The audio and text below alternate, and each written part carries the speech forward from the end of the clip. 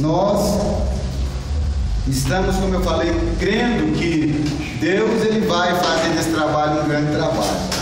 Eu já falei aqui, eu acredito que daqui para o final do ano, no começo do ano que vem, Deus vai nos dar uma condução maior, uma Kombi, para que nós possamos estar aí buscando os nossos irmãos, para que nós possamos estar contribuindo, né, abençoando a vida dos irmãos aí. Então nós cremos nisso, né? Eu acredito que quando nós montarmos aqui todos os nossos equipamentos aqui, ainda faltam algumas coisas ainda, nós vamos fazer um caixa aí para comprar uma Kombi, se Deus quiser, né? Para que nós possamos abençoar os irmãos, né? Para que nós possamos aí fazer a obra de Deus com maior perfeição. Nós cremos nisso. Nós não trouxemos a camisa, eu acabei esquecendo, né? Mas as camisas do batismo elas estão prontas, né? E assim aguardando somente mesmo o dia da festa, para que nós possamos nos alegrar ali e fazermos um grande batismo. Eu quero convidar você para uma rápida reflexão da palavra de Deus. Nós queremos ler um versículo que se encontra lá no Efésios, capítulo de número 2. Nós vamos projetar ali também. Efésios, capítulo de número 2. Nós vamos ler só um versículo. Versículo de número 19. Efésios, capítulo 2, versículo 19. Que diz assim: assim que já não sois estrangeiros, nem forasteiros, mas concidadãos dos santos e da família de Deus. Vou repetir para você. Assim, pois, não sois mais estrangeiros, nem forasteiros, antes sois concidadãos dos santos e membros da família de Deus. Pai, no nome de Jesus, eu estou aqui mais uma vez diante da tua igreja e eu quero pedir que o Senhor possa me usar para trazer uma palavra de reflexão, para que nós possamos ouvir a tua voz, para que nós possamos aprender nesta noite aquilo que o Senhor quer nos ensinar. Nós nos colocamos aqui como um instrumento, como um vaso, para que tu possas usar. Fala conosco, eu te peço no nome de Jesus. Então, meus irmãos, eu quero trazer aqui uma palavra de reflexão sobre a igreja, mas a igreja comparada a uma família. A igreja, quando eu estou falando de igreja, eu não estou falando de quatro paredes, mas eu estou falando da minha pessoa, da sua pessoa. Nós somos a igreja. E eu quero trazer uma palavra de reflexão sobre a igreja, ela comparada a uma família. Por quê? Porque família nós conhecemos, nós sabemos a dificuldade que passamos, nós sabemos dos problemas que nós temos, mas nós sabemos também que as famílias, elas possuem virtudes, elas possuem qualidades, e nós queremos aprender, fazer aqui uma comparação entre a igreja e a família, e ao mesmo tempo dizer que nós somos a família de Deus, como nós lemos no versículo aqui, falando que nós agora somos membros da família de Deus. Você tem uma família, tem pai, tem mãe, tem filhos, e aqui hoje nós somos uma família também. Nós somos a família de Deus. Fazemos parte agora da mesma família. Eu e você, nós fazemos parte da mesma família. E como sendo família, nós precisamos demonstrar aqui algumas virtudes como família. Precisamos aprender isso. Se nós não temos, nós temos que buscar, nós temos que adquirir, nós temos que aprender como família de Deus que somos, exercer algumas virtudes, demonstrar algumas virtudes, como igreja, como família que somos. A família, ela tem um valor especial para Deus, pois foi Deus que instituiu a família. Foi Deus que criou o primeiro homem, a primeira mulher, foi Deus que instituiu a família. Embora hoje a sociedade ela tenha tentado inculcar a mídia, de repente, os meios de comunicação e desvalorizar a família.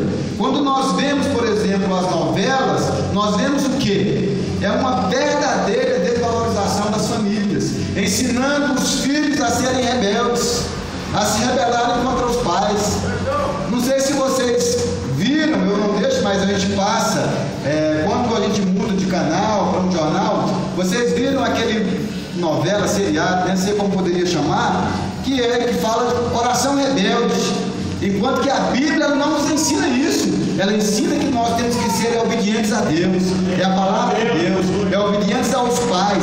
Mas aí nós vemos tentando impor sobre nós o conceito de que as pessoas têm que se rebelar lá na sua escola, lá na sua instituição, lá no seu trabalho, contra o seu líder, contra o seu pai. E a Bíblia, ela nos ensina o contrário. Ela nos ensina que Deus criou a família, mas Deus colocou ordem nisso. Deus criou a família, mas Deus instituiu para que houvesse ordem, para que ela pudesse funcionar de modo correto. Mas a sociedade tenta impor sobre nós um conceito errado, distorcido sobre a família. Uma igreja também não é diferente às vezes.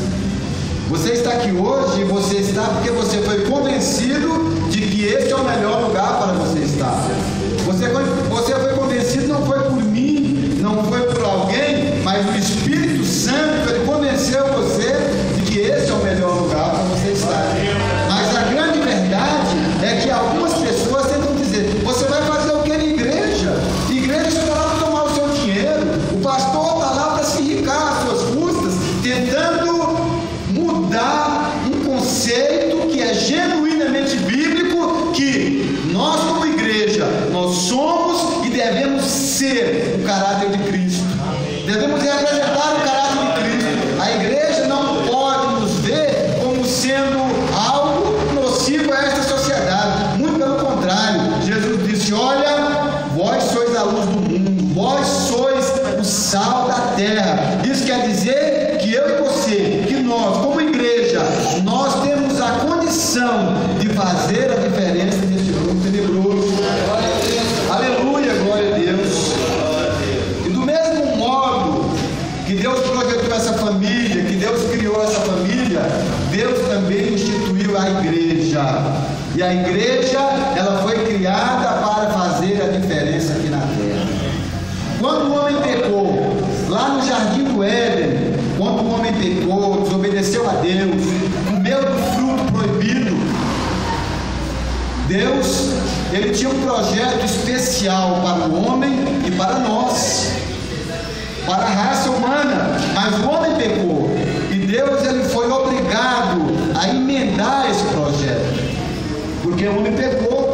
Não era isso que Deus queria para o homem, mas o homem tomou um atalho, entrou por outro caminho e acabou se separando de Deus. Mas ali no jardim do Éden, quando o homem pecou, o diabo, ele pensou que teria vencido a batalha, que Deus teria perdido a batalha. Mas Deus, ele disse: olha, da semente da mulher vai nascer um que vai esmagar, que vai pisar na cabeça da serpente, que é o diabo.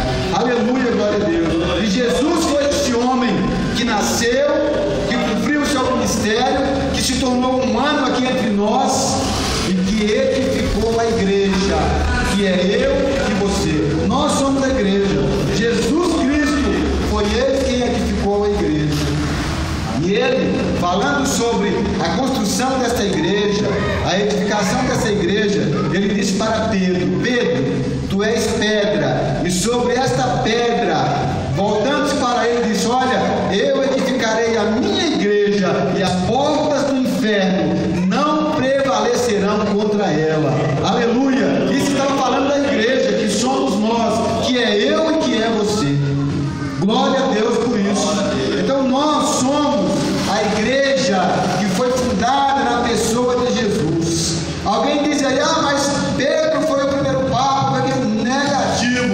igreja, ela foi fundada na pessoa bendita de Jesus Cristo. Aleluia, glória a Deus. Eu e você, nós somos privilegiados, porque nós fomos e nos tornamos a igreja fundada na pessoa bendita de Jesus Cristo. Mas eu quero falar para você, e nós entendemos que uma família bem estruturada, ela possui algumas características. Uma família que nós conhecemos, normal, uma família bem estruturada, ela possui algumas características. Os seus membros, por exemplo, se sentem bem quando estão juntos. Não é assim na família? Se reúnem e tal, né? A gente se sente bem quando nós estamos juntos. Os membros da família se sentem bem quando estão juntos. Isso uma família normal. É claro que tem as suas exceções, né? Tem aqueles que não se bicam, que não pode se, né? Mas eu estou falando de uma família normal, de uma família convencional, não é mesmo? Gostam de estar juntos, de participar de um churrasco, de um almoço. Isso é normal. Existe confiança, por exemplo, entre a família, reciprocidade, confidência, fidelidade entre uma família normal, e isto está presente. É comum, é natural haver isso. Compartilham-se momentos de alegria, de dor, de tristeza, né? Isso faz parte de uma família normal. Mas a igreja, ela não é e ela não deveria ser diferente de uma família que também tem esses sentimentos. A igreja comparada a uma família, ela também deveria e deve ter esses mesmos sentimentos. Se não existisse família, nós não estaríamos aqui hoje. A igreja também não existiria se não existisse a família, né? A família, ela é composta por membros, e a igreja também ela é composta por membros. A família é composta por membros, e a igreja, nós somos membros da igreja, e sendo assim, nós fazemos parte dessa família espiritual. É por isso que nós nos chamamos de irmãos. O mundo aí fora às vezes ignora isso. Mas por que você agora é irmão para cá, irmão? Porque agora eu faço parte da família de Deus. Aleluia! Porque eu sou um membro da família de Deus. Eu faço parte de uma família que compartilha sentimentos, que compartilha dor, mas que compartilha alegria, que compartilha bons momentos. Eu agora sou parte da família de Deus. Aleluia, glória a Deus. Mas eu quero compartilhar com você então sobre quatro virtudes que eu entendo que devem fazer parte desta família espiritual que somos nós, desta família que é a igreja que somos nós. Eu quero compartilhar com você sobre quatro aspectos importantes que caracterizam a igreja como sendo a família de Deus. A primeira virtude que eu entendo que a igreja deve demonstrar, que a igreja deve evidenciar, que a igreja deve ser conhecida é pela hospitalidade. E o que é hospitalidade? É você poder receber aqui as pessoas, não olhando para a cor, não olhando para a condição social, não olhando se ela é branca, se ela é preta, se ela tem dinheiro, não. Nós devemos exercer a hospitalidade. As famílias têm, algumas que são normais, têm essa característica de ser hospitaleiros, não é mesmo? E nós como igreja, eu digo que uma virtude importante para a igreja e que caracteriza a igreja como uma família de Deus é nós podermos exercer a hospitalidade. E o que é isso, pastor? É você poder se preocupar com alguém que de repente não faz parte do seu grupo social, que não faz parte da sua vida, que não faz parte do seu trabalho, que não faz parte da sua família. É você ter o desejo no seu coração de poder trazer essa pessoa para a igreja, de poder trazer essa pessoa para o seio da igreja, de trazer essa pessoa também para se tornar uma pessoa membro do corpo de Cristo. Isso é exercer a hospitalidade. Então nós, como família de Deus, nós como igreja comparada à família, nós devemos exercer a hospitalidade. É poder sentir a necessidade de trazer as pessoas para a casa do Senhor, de poder trazer as pessoas para a igreja, para estarem recebendo aqui a palavra, para estarem recebendo aqui a oração, para estarem recebendo aqui um conselho, para estarem aqui prontas e adorando ao Rei dos Reis e Senhor dos Senhores, que é o nosso Deus, que é o nosso Senhor Jesus Cristo. Então a primeira grande virtude que nós devemos demonstrar é ser pessoas hospitaleiras. E hospitalidade nós podemos demonstrar de várias formas, de várias maneiras. Quando as pessoas nos procuram com um problema, com uma situação, a igreja deve estar pronta para abençoar, a igreja ela deve estar pronta para ajudar, a igreja ela deve estar pronta para socorrer, a igreja ela deve estar pronta para exercer aquilo que nós chamamos de amor, amor pelas pessoas. Não interessa a cor, a idade, o sexo, não interessa o que essa pessoa é, a igreja ela deve estar aqui pronta para exercer a hospitalidade. Graças a Deus por isso. Nós temos que ser hospitaleiros, ter prazer em receber as pessoas aqui, demonstrar o nosso amor, demonstrar o nosso carinho. É você sentir que a pessoa que está lá fora, ela deverá ter o mesmo privilégio que você tem de estar aqui adorando a Deus. Aleluia! De estar aqui servindo a Deus. Deus, eu estou aqui te adorando, o Senhor me comprou, me resgatou, mas me ajuda também a exercer a hospitalidade, a trazer outras pessoas para o seio desta casa, para que elas possam serem abençoadas também. Amém? Uma outra questão, meus irmãos, que nós temos que demonstrar entre nós é a união. União. O contrário de união é desunião. E às vezes nós vimos aqui para a igreja, né, e não sabemos nem o nome do nosso irmão, não conversamos, né, não trocamos uma palavra, nós ficamos distantes, né? Então o contrário de união é desunião. A desunião, ela é o caminho mais rápido para o fracasso. Então qual é o caminho mais rápido para o sucesso? É a união. E nós temos que exercer a união, nós temos que ser unidos. Eu hoje, pensando nisso, eu posso dar um exemplo, que as famílias, elas se unem com o mesmo propósito, sim ou não? Sim. As famílias se unem com o mesmo propósito. Um exemplo claro disso, hoje eu fui lá na casa do Cícero, estava lá o cunhado, estava lá o Zé Pereira, querendo fazer o quê? Querendo ajudar ele a construir lá um propósito, né? Trabalhando juntos.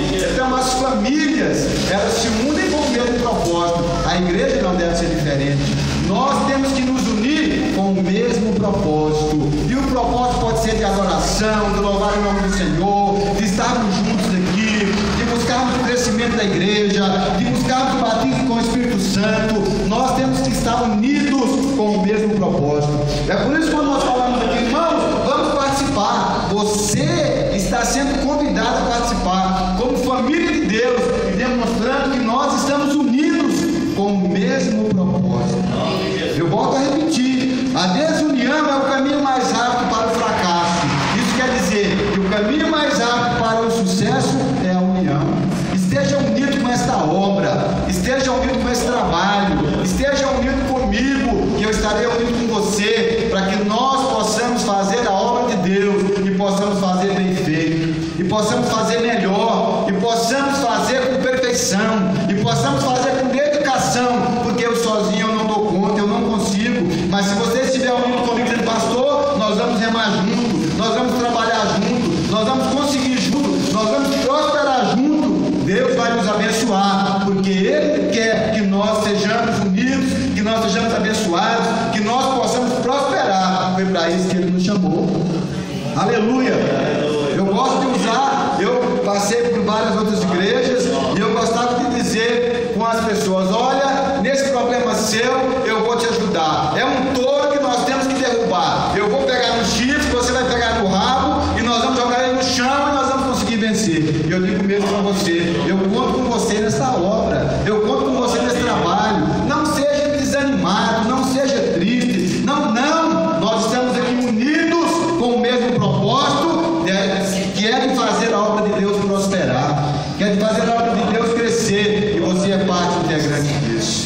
Você é parte integrante disso.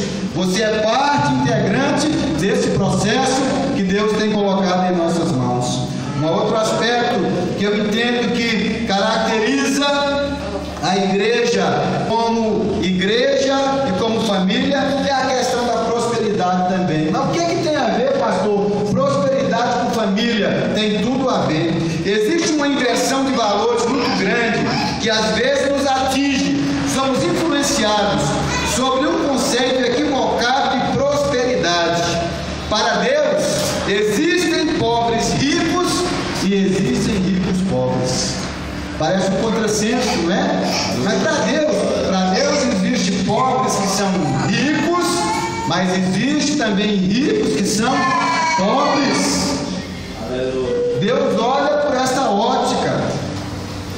Se você pegar o livro das Revelações, o livro do Apocalipse, você vai ver Deus falando sobre duas igrejas lá. E elas tinham um conceito muito próprio de propriedade, de prosperidade. Elas tinham um conceito. Então, se você pegar o livro do Apocalipse, lá no começo, quando fala das igrejas, igreja de Laodiceia, igreja de Filadélfia, igreja de Esmirna, você vai ver que cada uma, quando Deus mandou uma carta para o pastor daquela igreja, você vai entender como é que eles se viam, como é que eles se qualificavam. E eles tinham um conceito equivocado de prosperidade.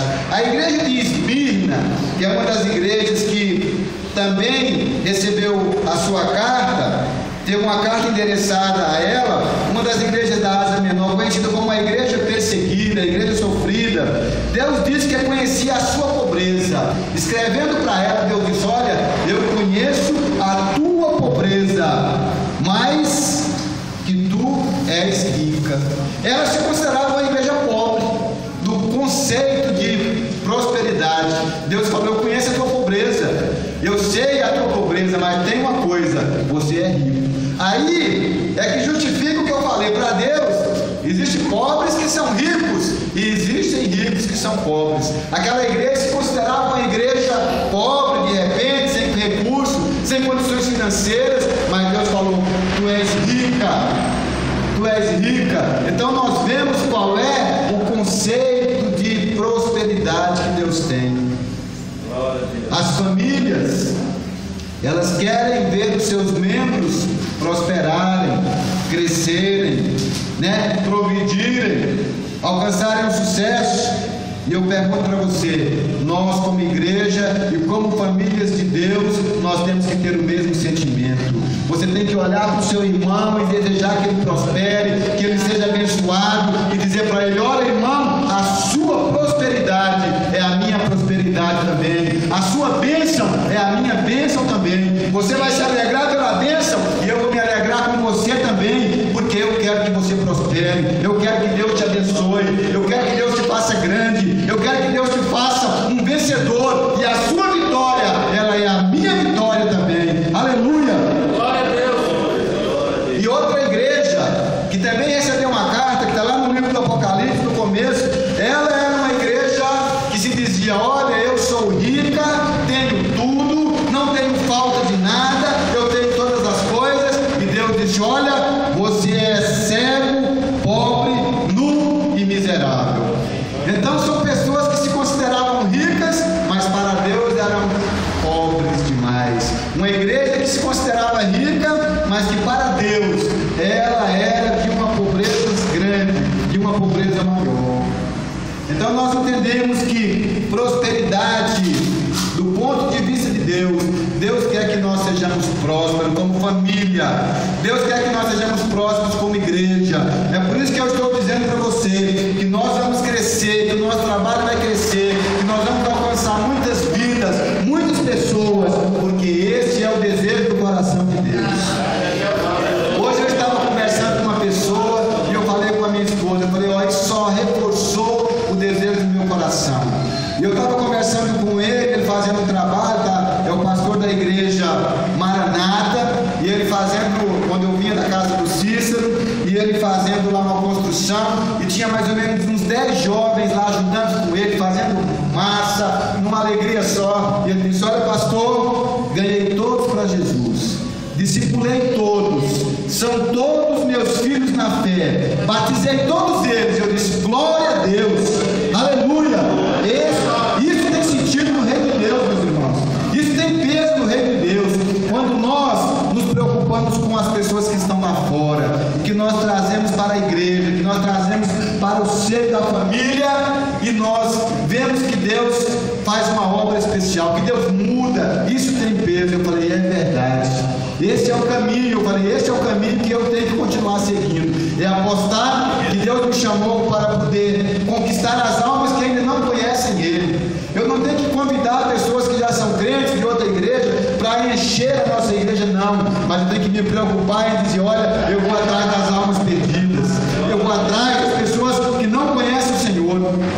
Isso tem peso. Vocês não imaginam o tanto que o meu coração fica alegre em dizer: olha, eu vou fazer o batismo de 8, 10 pessoas aí, mas que aceitaram a Jesus de bom grado, que aceitaram, que abraçaram a fé, que conheceram a Jesus, que tiveram uma experiência com Ele. Não tem coisa melhor do que isso. Não existe prêmio melhor do que isso, a gente saber que nós estamos ganhando almas para o reino de Deus.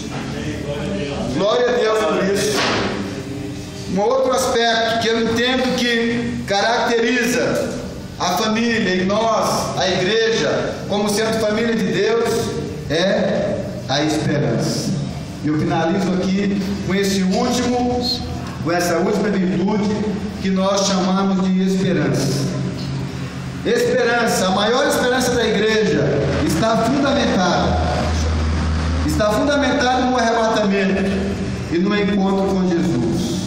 O apóstolo Paulo, ele disse o seguinte: olha, se nós esperarmos em Cristo só nesta vida, nós somos os mais miseráveis de todos os homens.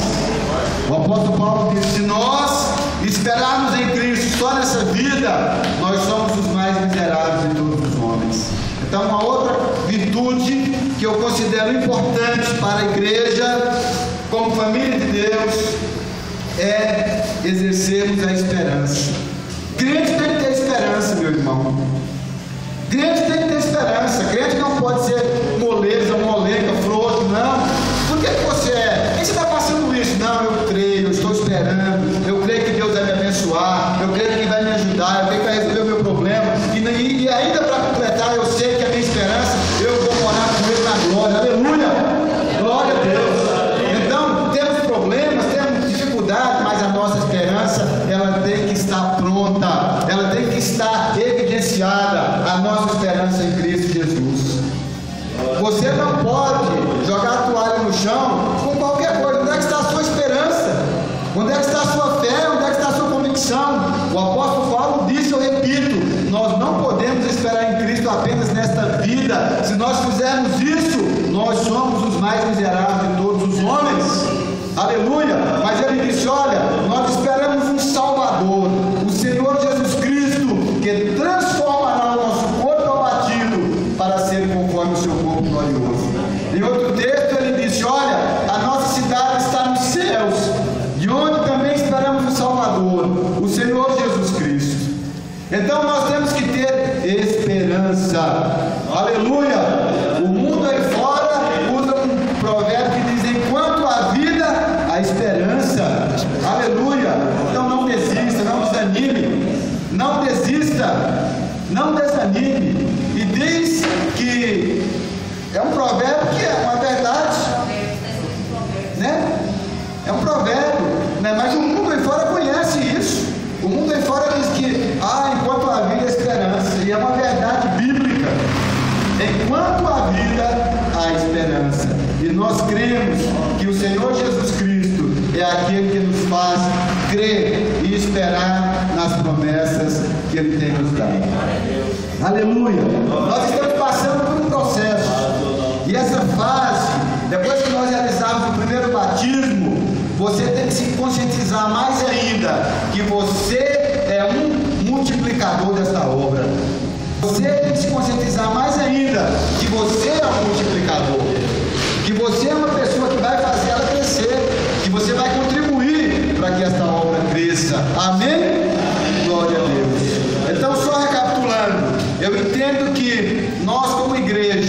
comparados a uma família de Deus, nós temos que exercer a hospitalidade, nós temos que exercer a união, nós temos que exercer, nós temos que ter prosperidade, e não é só prosperidade no aspecto financeiro, e nós temos que também ter esperança no Senhor Jesus. Glória a Deus. Amém? Amém. Glória a Deus.